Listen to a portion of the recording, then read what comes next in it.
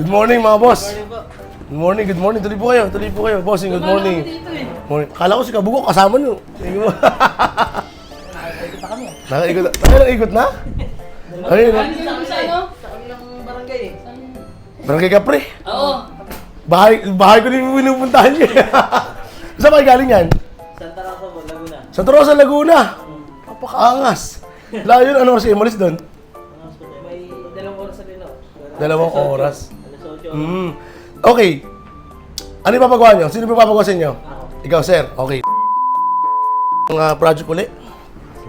Iba na yung likuran niyan pala. Ano yung ilalagay natin? Ako nang bahala talaga. Ikaw nang bala. Naisip ko yung ano eh. Nakita ko yung mga, ang tawag din sa tatong yun. Yung may mga daming guhit-guhit. Geometry? Yung geometry. Sabi ko, bahala na si Boss Lloyd na ito. Tapos ipapasok din natin itong parang illuminati niya. So magkasama yan, gusto mo. Tapos yung pinakalikuran is geometric na lang yung gagamitin natin. Tama? So wala pa tayo masyadong pag-uusapan. Wala na. So yun, sige. Bali, ang gagawin ko dyan, bossing, is mag-i-edit muna ako. Okay po. No, pagka-edit ko, papakita ko sa iyo yung lalabas. Tapos tignan mo kung papasa sa iyo, ha? Apa. Okay, sige. Okay, thank you. Bilis mo kausap, sir. Good day mga pate at panibagong araw na naman. Ang project po natin dito mga boss ay isang custom design na black and gray. At hindi lang ito basta-basta black and gray mga bossing ha. Dito ay lalagyan din natin ito ng mga geometric. Ito kasi request ng ating kaibigan na balikbayan. So dito mga bossing, bali wrap around po ang gagawin natin. Pero half sleeve lang mga bossing. At ilalagay natin ito doon sa kanyang ibabang braso. At dito ay kukunin lamang natin ito ng isang araw. Dito mga bossing ay hindi na tayo masyadong nahirapan pa kausapin yung ating bossing. Dahil alam naman po ng ating bossing kung ano ba talaga yung ipapagawa niya. Kasi dito mga bossing ay meron po siyang dinilang design para pagkukunan natin ng idea. Sige sir. Ito yung sa likod. So, kamusta? Okay naman yan, no? So, kung papansin mo, illuminati, nilipat ko. Ilagay ko noon sa likod kasi gusto kong gawin is yung buong leon ay nandito na sa harapan mo. Okay. So, ipapakita ko naman po yung leon. Tingnan mo yung layo, no? Ganyan ko siya ipuposition. No? Okay po. Okay na. Okay na kagad, no? Ang bilis, ha? Siyempre. Hindi mo pinahirapan, ha? Okay. Okay Gusto na. tayo? Apo, gusto po tayo dyan. Good. Bilis ka usap. O diba, nagustuhan po ng ating bossing yung nagawa ng design at hindi na tayo masyadong pinahirapan pa. Ito kasing kagandahan dito mga bossing, lalo na doon sa mga boss natin na nagbabalak magpatattoo. Kapag alam na alam nila yung mga design na gusto nilang ipagawa mga bossing, ay hindi na tayo masyadong nahihirapan pa dahil nga nakukuha naman natin kaagad yung mga gusto nilang ipagawa.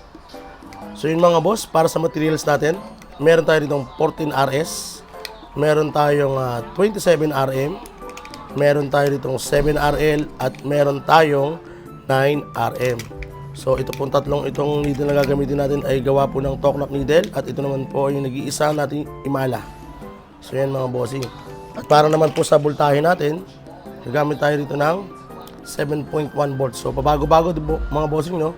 Pero depende tayo kung ano po yung magiging epekto nito sa balat ng ating bossing. So nakadepende tayo lagi kung ano yung magiging texture ng balat ng mga boss natin kapag tayo ay nagtatato. Posible itong tumaas mamaya mga bossing ha. Kaya nakadepende pa rin po tayo dito sa balat. Game. At ayun na nga, game na tayo. So dito mga bossing, naka 7 volt po yung ating voltahe, no? So dito mga bossing, ay gumuhit po tayo unang-una at ngayon naramdaman natin na medyo malambot po yung kanyang balat mga bossing. So dito ay tinaasan natin yung voltahe, ginawa itong 7.5.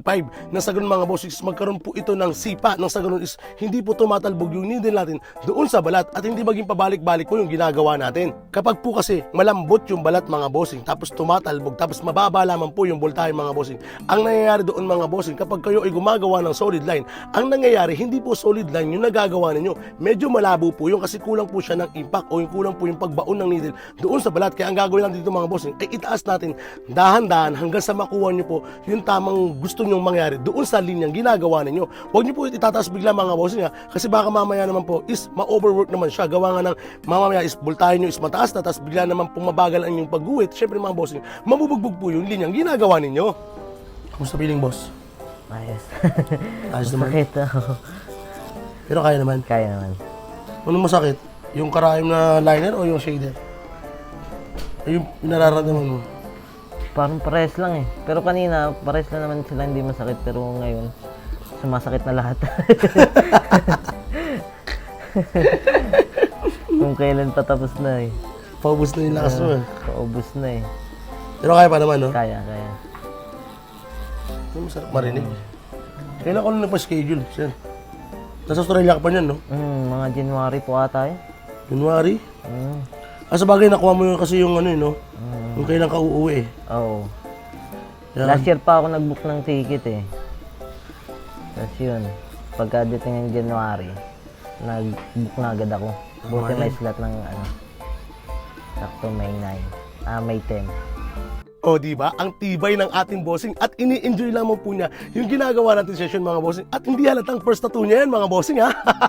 Galing pa ng Laguna at talagang hindi daw siya makatulog, mga bossing, nung nalaman niyang malapit na yung kanyang schedule. At paalala na pa lang, mga bossing, ha? Yung mga binanggit ko kanina, mga bossing, ay nakadepende po yun doon po sa mga artist na gagawa. Kaya lahat po na sinasabi natin dito, mga bossing, ay nakadepende kung ano po yung experience at kung ano po yung kakayanan ng isang artist na gumagawa ng mga ganung klase ng pyesa. Kasi iba-iba po talaga yung atake na ginagawa ng bawat artist. Halimbawa na lang po sa paglilinya at sa pag-shading, mga bossing. Kaya lahat po yan, mga bossing, ay dumadaan sa proseso. So ito pa lang ating finished product, mga bossing. At totoo pa, 8 hours. O di ba? Grabe ang tibay ni Sir from Laguna. Bossing, maraming salamat po sa inyong pagdayo at pagpasyal dito sa ating studio. At sana po ay magkita po tayo ulit sa iyong mga susunod na session. Sa may katanungan, message lang po sa ating Facebook page sa Tattoo. Yun lamang po. Maraming salamat!